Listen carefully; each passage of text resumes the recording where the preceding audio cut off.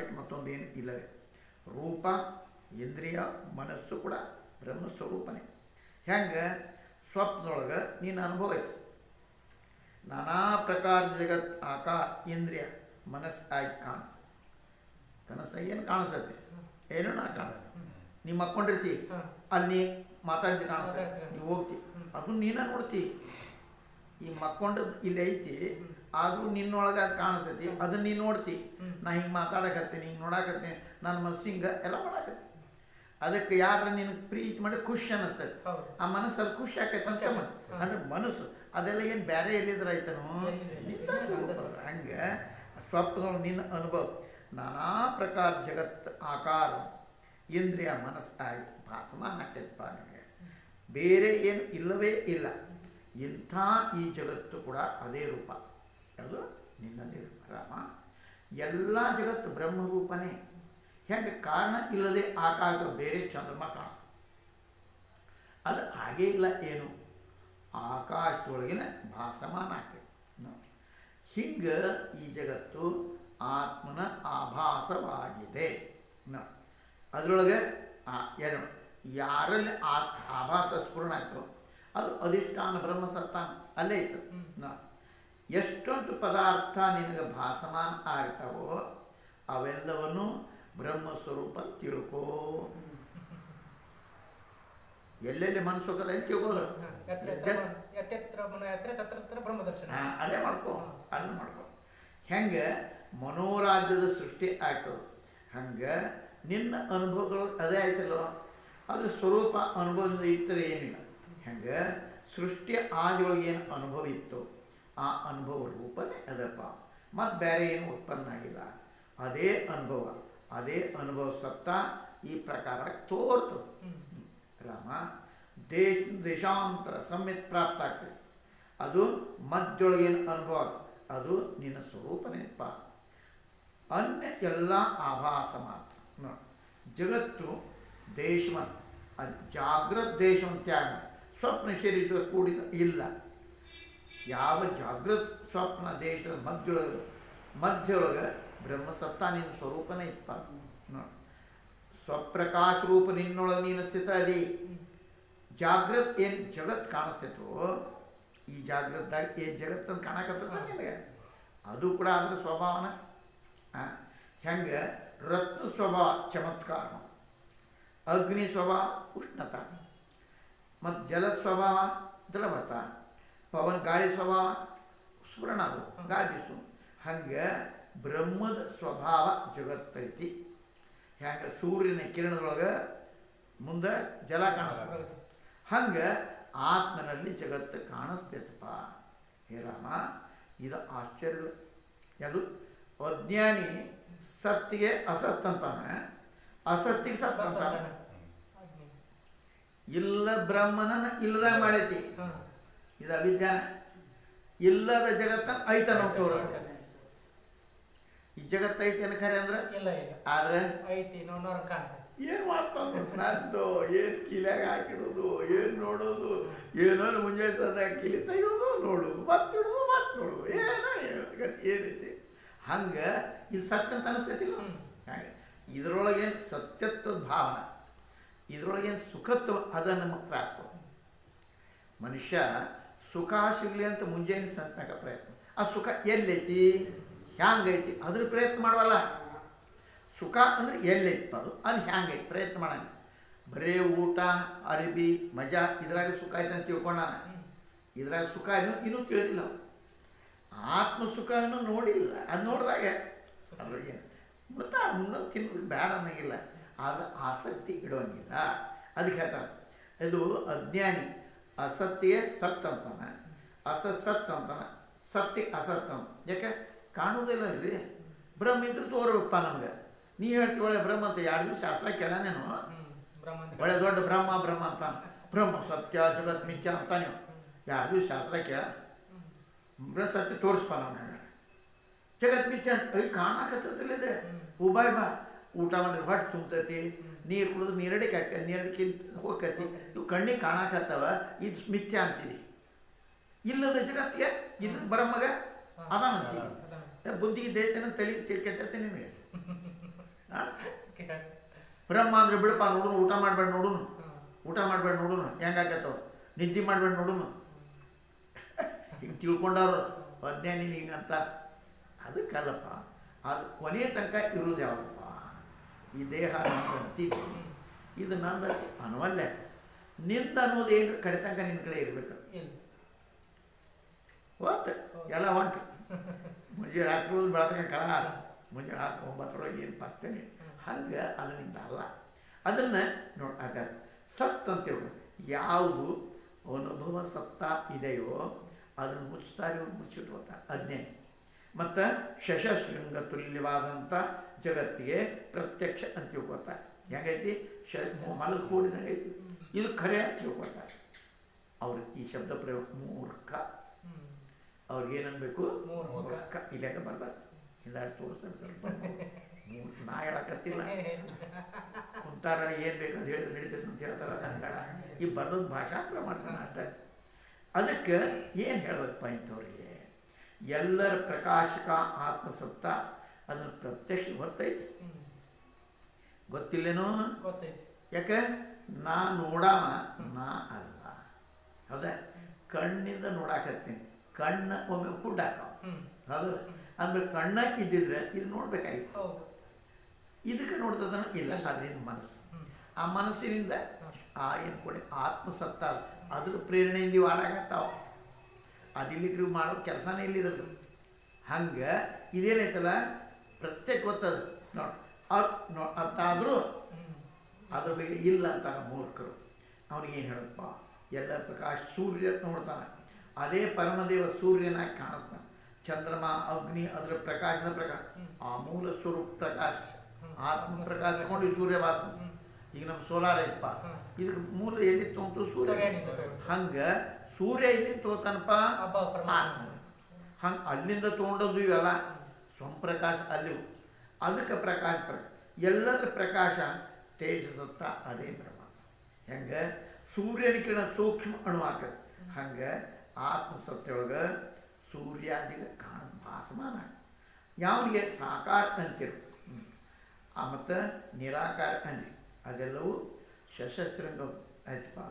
ಜ್ಞಾನವಾನ ಅವ್ನಿಗೆ ಹಿಂಗೆ ಕಾಣಿಸ್ತೈತಿ, ಜಗತ್ತು ಉತ್ಪನ್ನ ಆಗೇ ಇಲ್ಲ. ಯಾರು ತಿಳ್ಕೊತಾರೆ? ಜ್ಞಾನ. ಏನು ನಾ ಏನು ಹೇಳಿಪ್ಪ, ಎಲ್ಲೇ ಎಲ್ಲ ಶಬ್ದ ಅಭಾವ ಆಗಲಿ, ಹೇಳಕ್ಕೇನು ಮಾತಿಲ್ಲ. ಅದಕ್ಕೆ ಮಾತು ಮಾನಗಳಿಂದ ಮಾತಿನ ಸಿಡ್ಕೋದಲ್ಲದ, ಮಾತಿಲ್ಲ ಮನೆಗೂ ಇಲ್ಲ. ಹಂಗೆ ಹೋಗಪ್ಪ ಹಿಂದೆ ಅದರಿಂದೇನು ಚಿನ್ಮಾತ್ರ ಸತ್ತ ಉಳಿತೈತಿ. ಅತ್ತಗಿ ಇತ್ತಗಿ ಅಂದ್ರೆ ಏನು ಉಳಿತದೆ?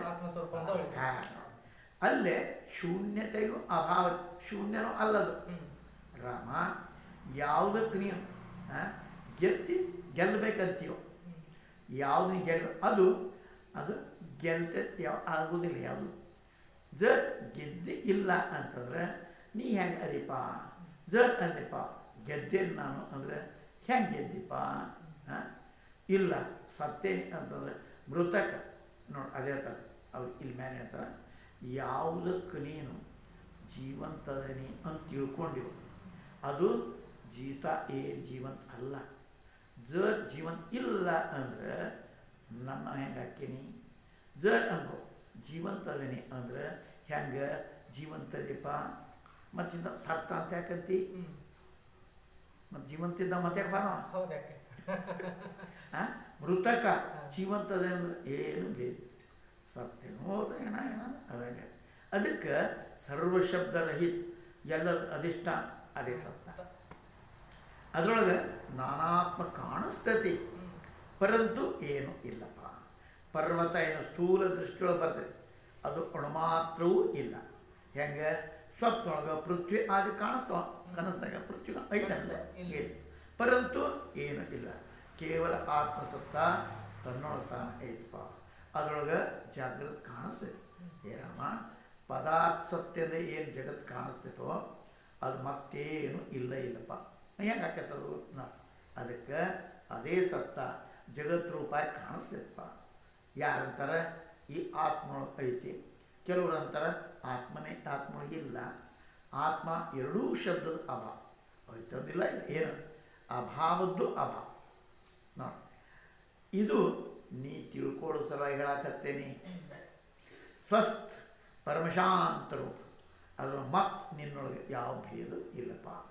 ಪರಿಪೂರ್ಣ ಅಚ್ಯುತ ಅನಂತ ಅದ್ವೈತ ಅದೇ ಜಗತ್ ರೂಪಾಯಿ ಕಾಣಿಸ್ತೈತಿ. ಹೆಂಗಪ್ಪ, ಯಾವುದೇ ಪುರುಷ ಮಕ್ಕೊಣಪ್ಪ, ಅವಾಗ ಸುಷುಪ್ತಿಯೊಳಗೆ ಅದ್ವೈತ ರೂಪಾಯಿ ಏನಾರ ಐತಾನೆ ಏನು. ಪುನಃ ಸುಷುಪ್ತಿಯಿಂದ ಸ್ವಪ್ನ ಕಾಣಿಸ್ತೈತಿ, ಪುನಃ ಸುಷುಪ್ತಿಯಲ್ಲಿ ಲೀನ್ ಆಗ್ತಾನೆ.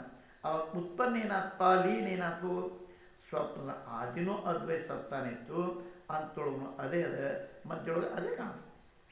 ಅದು ಕೂಡ ಅದೇ ರೂಪದಪ್ಪ. ಆತ್ಮದಿಂದ ಬೇರೆ ಏನೂ ಇಲ್ಲವೇ ಇಲ್ಲ. ಅದಕ್ಕೆ ಏನೇನು ಜಗತ್ತು ಕಾಣಿಸ್ತಾ ಇದೆಯೋ ಅದೆಲ್ಲ ಬ್ರಹ್ಮರೂಪನ ಐತಪ್ಪ. ಅದನ್ನು ಬಿಟ್ಟು ಮತ್ತೇನು ಇಲ್ಲ. ರಾಮ, ನಮಗರ ಸದಾ ಅನುಭವ ರೂಪ ಜಗತ್ತ ನಮಗೆ ಇಲ್ಲ, ನಾವು ತಿಳ್ಕೊಂಡಿಲ್ಲ. ಅಜ್ಞಾನಿಗೆ ಏನು ಕಾಣಿಸ್ತೈತಪ್ಪ, ಹೆಂಗೆ ಸ್ವಪ್ನವು ಸೃಷ್ಟಿ ಬರ್ತೈತೆ, ಕರೆ ಕನಸು ಆಯ್ತಲ್ಲ ಬರೋದಿಲ್ಲ, ಅದನ್ನು ಅದ್ವೈತ ತನ್ನೊಳಗೆ ತಾನು ಕಾಣಿಸ್ತದೆ. ಹಂಗೆ ತುರ್ಯಾಗಳು ಕಾಣಿಸ್ತದೆ. ತುರ್ಯ ಜಾಗೃತ ಭೇದಿಲ್ಲ. ಜಾಗೃತ ಹೆಸರು ತುರ್ಯ.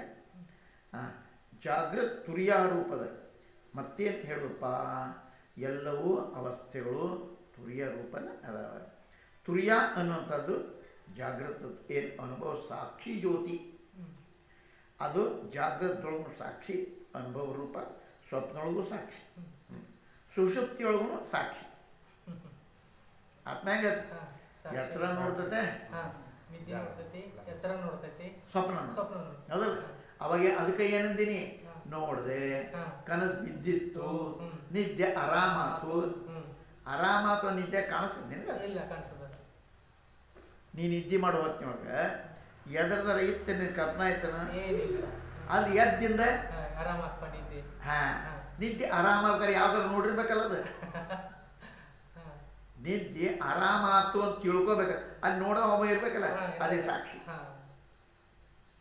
ಅದು ಎಚ್ಚರ ತಿಳ್ಕೊತ ಕನಸನ್ಯಾಗ ಎಚ್ಚರವನ್ನು ತಿಳಿದು ಅದೇ, ಕನಸನ್ನು ತಿಳಿದು ಅದೇ, ನಿದ್ರೆ ಅಂತ ತಿಳಿದು ಅದೇ, ತುರ್ಯ ತಿಳ್ಕೊಂಡು ಎಲ್ಲ ತಿಳಿದು ಅದು ಸಾಕ್ಷಿ. ಎಲ್ಲ ಮಾಡಿ ನೀನು ನೋಡ್ತೀನಿ ಅಂತ ಹಂಗೆ ಅನುಭವ ರೂಪ. ಸ್ವಪ್ನ ಸಾಕ್ಷಿ ರೂಪ, ಸುಷುಪ್ತಿ ರೂಪ, ಅದಕ್ಕೆ ತುರ್ಯ ರೂಪ.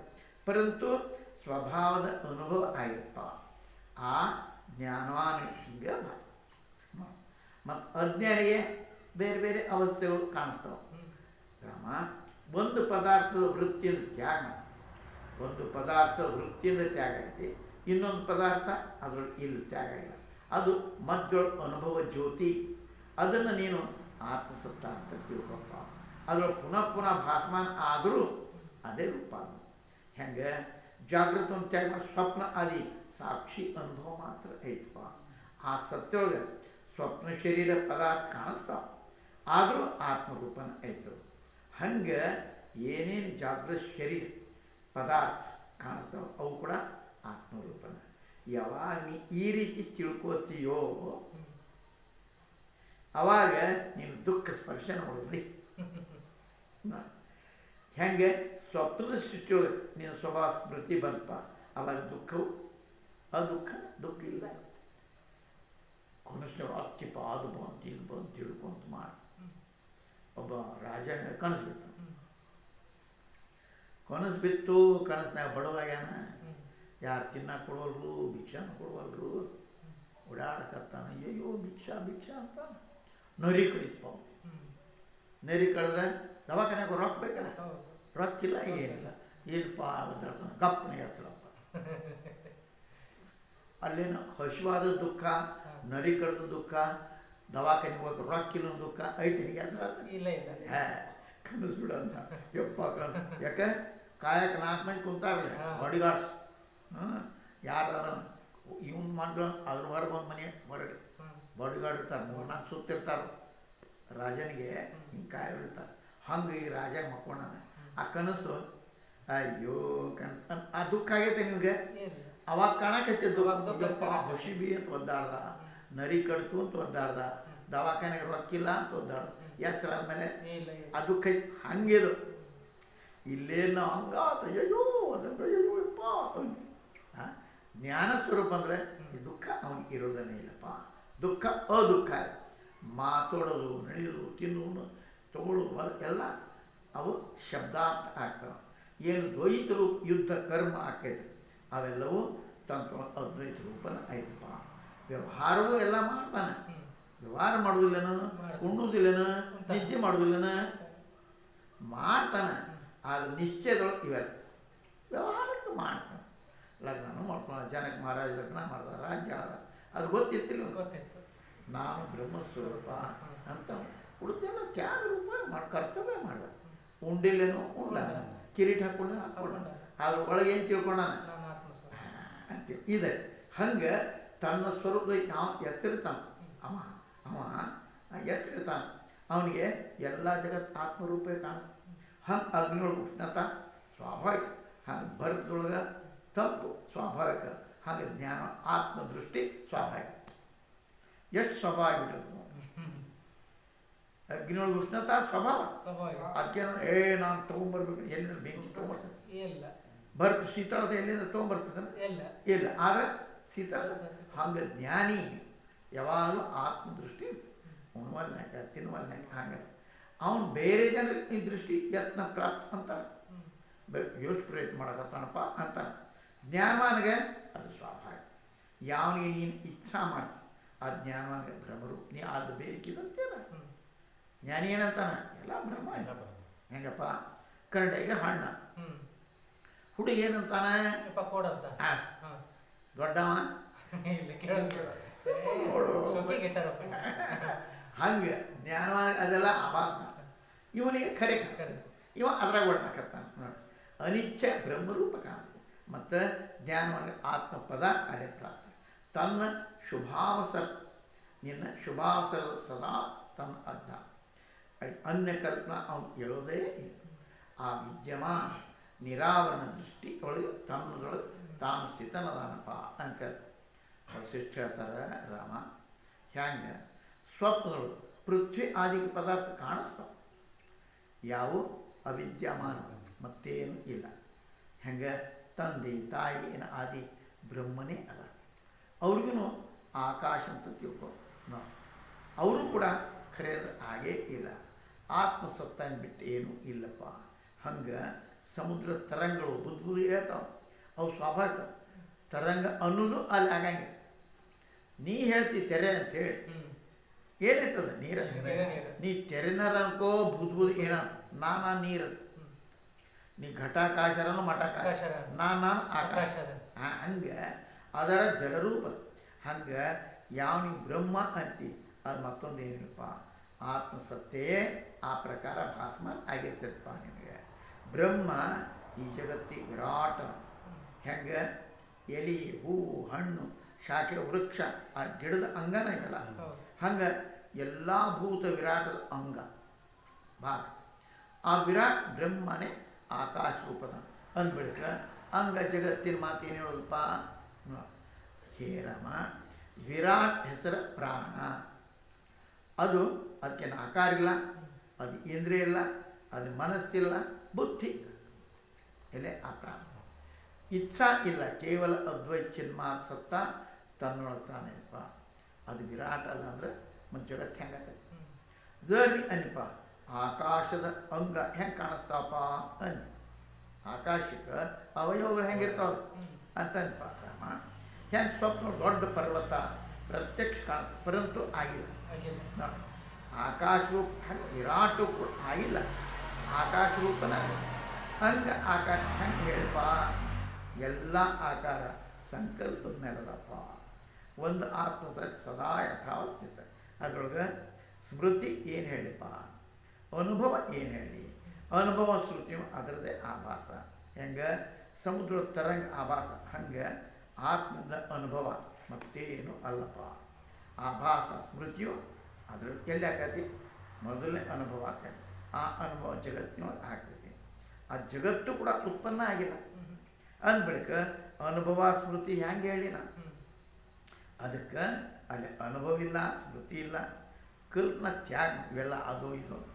ಎಲ್ಲಿ ಪೃಥ್ವಿ ಇರ್ತದೋ ಅಲ್ಲೇ ಧೂಳು ಇರ್ತದೆ. ಎಲ್ಲಿ ಪೃಥ್ವಿ ಇಲ್ಲ ಅಂದರೆ ಆಕಾಶ ಇರ್ತಾನೆ, ಅದು ಧೂಳು ಎಲ್ಲಿ ಇರ್ತದೆ. ಹೆಂಗೆ ಎಲ್ಲಿ ಪದಾರ್ಥ ಇರ್ತದೋ ಅಲ್ಲಿ ಅನುಭವ ಸ್ಮೃತಿ ಇರ್ತದೆ. ಎಲ್ಲಿ ಪದಾರ್ಥ ಇಲ್ಲ ಅಂದರೆ ಅದು ಹೆಂಗಿರ್ತೈತಿ. ಅದು ಎರಡೂ ಇಲ್ಲಪ್ಪ. ರಾಮ ಹೇಳ್ತಾನೆ ಭಗವಂತ ಸ್ಮೃತಿವಾನ್ದೊಳಗೆ ಇಷ್ಟ ಸ್ಮೃತಿ ಅನುಭವ ಪ್ರತ್ಯೇಕ ಅನುಭವ ಕಾಣಿಸ್ತಾರ. ಮೊದಲು ಪದಾರ್ಥದ ಅನುಭವ ಆಕತಿ, ಆಮೇಲೆ ಸ್ಮೃತಿ ಮತ್ತು ಪದಾರ್ಥ. ಈಗ ಒಂದು ವ್ಯಕ್ತಿಪ್ಪ ಮೊನ್ನೆ ಅಲ್ಲಿ ಗುಲಾಬ್ ಜಾಮ್ ತಿಂದಿದ್ದೆ, ಆ ಗುಲಾಬ್ ಜಾಮ್ ಪ್ರತ್ಯೇಕ ತಿಂದು ಆಮೇಲೆ ಮರುದಿವ್ಸ ಒಂದು ಗುಲಾಬ್ ಜಾಮ್ ಮಾಡಿದ್ರಲ್ಲೇ ಮಸ್ತಾಗಿತ್ತು ನೆನಪ ನೋಡಿದ್ದು ತಿಂದಿದ್ದೆ ಅನ್ಬೋದು. ಮತ್ತು ಮೊದಲೇ ಇರಲಿಲ್ಲ ಅಂದ್ರೆ ಹೆಂಗೆ ಹೇಳಮ್ಮಿ? ಆ ಸ್ಮೃತಿ ಸಂಸ್ಕಾರ ಪುನಃ ಅನುಭವ. ಹೀಗೇನೆ ಭ್ರಮಾದಿಗಳು ಯಾಕೆ ಅಂತ ಹೇಳಬಾರ್ದು ಅಂತ ಹೇಳಿ ಇದರ ಪ್ರತ್ಯಕ್ಷ ಕಾಣಿಸ್ತೈತಿ. ನೀನು ಹೆಂಗೆ ಇದರ ಅಭಾವ ಹೇಳ್ತೀರಿ? ಅಭಾವದ ವಿಶೇಷತೆ ಏನು? ವಸುರಾಮ ಸ್ಮೃತಿ ಅನುಭವ ಎಲ್ಲಿ ಆಕೈತಿ? ಎಲ್ಲೇ ಕಾರ್ಯಕಾರಣ ಭಾವ ಇರ್ತೈತಿ. ಅಲ್ಲಿ ಬ್ರಹ್ಮನಿಗೂ ಕಾಸ್ಟ್ ಪರ್ಯಂತ ಏನೇನು ಜಗತ್ತು ನಿನಗೆ ಕಾಣಿಸ್ತದೋ ಅದೆಲ್ಲ ಆಕಾಶ ರೂಪನ ಹಾಗೇ ಇಲ್ಲ. ಏನು ಹಾಗೆ ವಿದ್ಯಮಾನ ಭ್ರಮದಿಂದ ವಿದ್ಯಮಾನ ಐತಿ. ಹೆಂಗೆ ಸೂರ್ಯನ ಕೇಳಿದ್ರೆ ಜಲ ಕಾಣಿಸ್ತದೆ, ಅದು ಅವಿದ್ಯಮಾನ. ಅದ ತಪ್ಪು ತಿಳ್ಕೊಂಡ ಭ್ರಮದಿಂದ ಕಾಣಿಸ್ತದೆ. ಹೀಗೆ ಜಗತ್ತು ಭ್ರಮದಿಂದ ಕಾಣಿಸ್ತದೆ. ಸ್ಮೃತಿ ಎದ್ರದಾಕಪ್ಪ ಯಾವ ಪದಾರ್ಥ ಮೊದಲು ಅನುಭವ ಮಾಡ್ಕೊಂಡಿಯೋ ಜರ್ ಹೇಳಿದಪ್ಪ ಇದು ಭ್ರಮಾದಿ ಸ್ಮೃತಿ ಸಂಸ್ಕೃತಿ ಅದು ಉತ್ಪನ್ನ ಆಗ್ತಂತ. ಇದು ಹಾಗಿಲ್ಲಪ್ಪ, ಆಗುವುದಿಲ್ಲ. ಯಾಕೆ? ಮೊದಲ ಜ್ಞಾನವಾನ ಸ್ಮೃತಿ ಆಗುವುದೇ ಏಕೆ ಏನಿಲ್ಲ ಇಲ್ಲ. ಅದು ಅವನಿಗೆ ಸ್ಮೃತಿ ಕಾರಣ ಹೆಂಗಾಕತಿ? ಬೇರೆ ಏನು ಜಗತ್ತು ಆದಿ ಯಾವ ಜಗತ್ತು ಆಗೇ ಇಲ್ಲ. ಅದ್ರ ಸ್ಮೃತಿ ಏನು ಹೇಳ್ತಿ? ಈ ಜಗತ್ತು ಆದಿ ಬಲ ಅದ್ವಿತೀಯ ಆತ್ಮಸತ್ತಾನೆ ಅದು ಬಿಟ್ಟೇನು. ಅದರೊಳಗೆ ಸ್ಮೃತಿ ಏನು? ಅನುಭವ ಏನು? ಅದಕ್ಕೆ ಬ್ರಹ್ಮಾದಿಗಳ ಇರುವಿಕೆ, ಜಗತ್ತಿನ ಇರುವಿಕೆ. ಅದೇ ಕಾರಣ ಕಾರ್ಯಭಾವ ಅಲ್ಲ, ಅಕಾರಣ ಇವೆಲ್ಲ ಕಾಣಿಸ್ತದೆ. ರಾಮ ಮೊದಲು ನೀನು ಇದನ್ನು ಜ್ಞಾನಿಗೆ ಜಗತ್ ಭಾಸಮಾನ ಆಗುವುದಿಲ್ಲ. ಮತ್ತು ಸ್ಮೃತಿ ಎದ್ರದ್ದು ಹೇಳಿಪ್ಪ, ಮೊದಲೇನಾರ ಗುಲಾಬ್ ಜಾಮ್ ತಿಂದಿಲ್ಲ ಇಲ್ಲ ಇಲ್ಲ ಅಂದರೆ ಏನು ಮಾಡ್ತಿ? ಅವನಿಗೆ ಕೇವಲ ಬ್ರಹ್ಮಸತ್ತಾನೇ ಕಾಣ. ಹೆಂಗೆ ಸೂರ್ಯನಿಗೆ ರಾತ್ರಿ ಸ್ಮೃತಿ ಆಗ್ತದೆ, ಅವ್ನು ಹಗಲ ಯಾವಾಗ ರಾತ್ರಿ ಅವನಲ್ಲಿ ಇಲ್ಲ ಸ್ಮೃತಿ ಏನಾಗೈತೆ. ಹಂಗೆ ಜ್ಞಾನಿಗೆ ಜಗತ್ ಸ್ಮೃತಿ ಆಗ್ತದೆ. ನಮ್ಮ ನಿಶ್ಚಯ ಇದೈತಲ್ಲ, ಜಗತ್ ಆಗೇ ಇಲ್ಲ, ಆ ಮುಂದೆ ಆಗುವುದೂ ಇಲ್ಲ, ಕೇವಲ ತಾನು ಬ್ರಹ್ಮಸ್ಥಿತ. ಅದು ಅದ್ವೈತದ ಎಲ್ಲ ಅದರ ಆಭಾಸ. ಯಾವುದು ಆಭಾಸ ಸತ್ ಅಂತ ತಿಳ್ಕೊತಾನೋ ಅವ ಸ್ಮೃತಿಯೂ ಸತ್ ಅಂತ ತಿಳ್ಕೊಂಡಾನ. ಜರ್ ಆಭಾಸ ಜಗತ್ತಂತ ತಿಳ್ಕೊಂಡ ಸ್ಮೃತಿಗೇನು ಕೂಡ ಅಸತ್ ತಿಳ್ಕೊತಾನೆ. ಹೆಂಗೆ? ಸ್ವಪ್ನ ಸೃಷ್ಟಿ ಆಭಾಸ, ಅದರೊಳಗೆ ಅನುಭವನೂ ಆಗ್ಬೋದು, ಸ್ಮೃತಿನೂ ಎದ್ದ ಮೇಲೆ ಸೃಷ್ಟಿ ಅನುಭವ ಸ್ಮೃತಿ ಎಲ್ಲ ಹೋಗ್ಬಿಡುತ್ತೆ. ಹಂಗೆ ಆ ಪರಮಾತ್ಮ ಸತ್ತ ಅದ್ವೈತದೆ. ಜಾಗೃತ ಅನುಭವ ಸ್ಮೃತಿ ಎಲ್ಲ ಕನಸೇನು ಎಲ್ಲ ಸುಳ್ಳು. ಅದರೊಳಗೆ ಜಾಗೃತ ಆಗೇ ಇಲ್ಲ. ಹೆಂಗೆ? ಯಾವುದೋ ಪುರುಷ ಮರುಸ್ಥಳ ಬ್ರಹ್ಮದ ನದಿ ಅದು ಸತ್ ಅಂತ ತಿಳ್ಕೊಂಡು ಅದನ್ನು ಸ್ಮೃತಿ ಮಾಡ್ತಾನೆ. ಯಾವುದು ಆ ನೋಡೇ ಇಲ್ಲೋ ಅದರ ನಿಶ್ಚಯ ಇಲ್ಲೋ ಅದನ್ನು ನದಿ ಅಲ್ಲಿ ಇಲ್ಲ. ಯಾವಾಗ ನದಿ ಅಸತ್ತ ಸ್ಮೃತಿ ಅನುಭವ ಹೆಂಗಾಗ್ತೈತಿ? ಹಂಗೆ ಅಜ್ಞಾನಿ ಜಗತ್ ಭಾಸ್ಮ ಅಜ್ಞಾನಿ. ಮತ್ತು ಆ ಜಗತ್ ಅಸತ್ತದ ಅವನ ಸ್ಮೃತಿ ಅನುಭವ ಹೆಂಗಾಕತಿ? ಜ್ಞಾನವಾನ ನಿಶ್ಚಯದೊಳಗ ಹಿಂಗೆ ತಿಳ್ಕೊತಾನೆ. ಇದು ಭಾಸ್ಮಾನ ಆಕತಿ ಅಲ್ಲ. ರಾಮ ಸ್ಮೃತಿ ಏನಾದವ ಪದಾರ್ಥದ ಪದಾರ್ಥ ಇಲ್ಲ ಎಲ್ಲವೂ ಏನದ ಬ್ರಹ್ಮನೇ ತನ್ನೊಳಗದ. ಹೆಂಗೆ ಅವನು ಸ್ಫುರಣ ಹಾಕೋದು ಹಂಗಂಗೆ ಆಗಿ ಕಾಣಿಸ್ತೈತಿ. ಪರಂತು ಅನ್ನೇನು ಇಲ್ಲ. ವಾಯು ಗಾಳಿ ಬೀಸುವತ್ನಾಗೂ ಗಾಳಿ ಅದು ಬೀಸದೇ ಇದ್ದರೂ ಗಾಳಿ ನಡೆದ್ರು ನಿಂತರೂ ವಾಯು ಭೇದ ಏನು? ಆ ವಾಯುನ ಭೇದ ಇರ್ತೀನಿ. ಗಾಳಿ ಏನು ಬೀಸಾಕತ್ತೈತಿ ಅಂದ್ರೂ ಅದ ಗಾಳಿ, ಏನಿಲ್ಲಪ್ಪ ಅಂದ್ರು ಅದ್ರ ಭೇದ ಐತೇನೋ? ಬೀಸುದು ಗಾಳಿ ಅಂತಾರೆ, ನಿಂತದ್ದು ಗಾಳಿ ಅನ್ನೋದಿಲ್ಲೇನು? ಗಾಳಿ ಅದು ಹೇಳ್ತಾರೆ, ಭೇದ ಇಲ್ಲ. ಹಂಗೆ ಜ್ಞಾನವಾನ್ ಜಗತ್ ಸ್ಮರದ ಬ್ರಹ್ಮಸತ್ತ ಅಭೇದ ಎಲ್ಲ ಬ್ರಹ್ಮ. ಕಾರಣ ಕಾರ್ಯ ಇಲ್ಲ. ಹೆಂಗೆ? ಎಲೆ ಗಾಂಧಿ ಹೂವು ಹಣ್ಣು ಎಲ್ಲ ವೃಕ್ಷದ ಅವಯವಗಳು. ಹಂಗೆ ಜಗತ್ ಆತ್ಮನ ಅವಯವ, ಆತ್ಮನ ಪ್ರಕಟ ಆಗ್ತಾವೆ, ಪುನಃ ಲೀನಾಗ್ತಾವೆ. ಇತರ ಮತ್ತೇನು? ಯಾವಾಗ ಚಿತ್ ಸ್ವಭಾವ ಸ್ಫುರಣ ಆಕತ್ತೆ ಆವಾಗ ಜಗತ್ತಾಯ್ತು. ಆರಂಭ ಪರಿಣಾಮ ಅದಕ್ಕೇನು ಇಲ್ಲ ಆಭಾಸ ಮಾತ್ರ. ಹೆಂಗೆ ಘಟ ಪಟ ಆದಿ ಆತ್ಮನ ಆಭಾಸ, ಹಂಗೆ ಸ್ಮೃತಿಯು ಕೂಡ ಆಭಾಸ. ಹೆಂಗೆ ಸ್ಮೃತಿ ಜಗತ್ತಿನ ಉದಯ, ಯದಿ ಜಗತ್ತಿನ ಅಸತ್ಯ ಇರ್ತದೆ ಸ್ಮೃತಿಯಲ್ಲಿ ಸತ್ಯ ಹೆಂಗಾಕತ್ತದ. ಯಾವ ಪದ ಯಥಾರ್ಥ ದರ್ಶಿ ಅದ, ಯಥಾರ್ಥ ದರ್ಶನ ಸರಿಯಾಗಿ ತಿಳ್ಕೊಂಡು ಅವನಿಗೆ ಎಲ್ಲವೂ ಬ್ರಹ್ಮರು. ನಮಗೆ ಅವಾಗ ಅವನಿಗೆ ನಾವು ಬಸ್ ನಮ್ಮ ಮೋಕ್ಷ ಇಲ್ಲ, ಮತ್ತು ನಮಗೆ ಈ ಮೋಕ್ಷ ಉಪಾಯನೂ ಕಾಣ. ಯಾಕೆ ಮೋಕ್ಷ ನಾವು ಮುಕ್ತಿಲ್ಲ, ಇದಕ್ಕೆ ಯಾವುದೂ ಅಧಿಕಾರಿ ಕಾಣುತ್ತೆ. ನಮ್ಮ ನಿಶ್ಚಯೊಳಗೆ ಅದ್ವೈತ ಬ್ರಹ್ಮ ಸತ್ಯ ಕಾಣುತ್ತೆ. ಅಲ್ಲಿ ಹೆಂಗೆ ನಟ ಸೋಗಾಕ ಸ್ವಾಂಗಧಾರ ಸೋಗಾಗ್ತಾನೆ, ರಾಜ ಆಗ್ತಾನೆ, ರಂಕ್ ಆಗ್ತಾನೆ. ಇದೆಲ್ಲವೂ ಸೋಗ್ ತನ್ನ ಆಭಾಸ ಮಾತ್ರ ಯಾವುದು ಸತ್ಯ ಖರೆ ರಾಜ ಅಂತಾನೆ, ರಾಜನ ಪಾತ್ರ ಮಾಡ್ತಾನೆ, ರಾಜ ಅಂತ ತಿಳ್ಕೊಳ್ಳೋದು. ಹಂಗೆ ನಮಗೆ ಬ್ರಹ್ಮದ ಇತರ ಏನೂ ಇಲ್ಲ.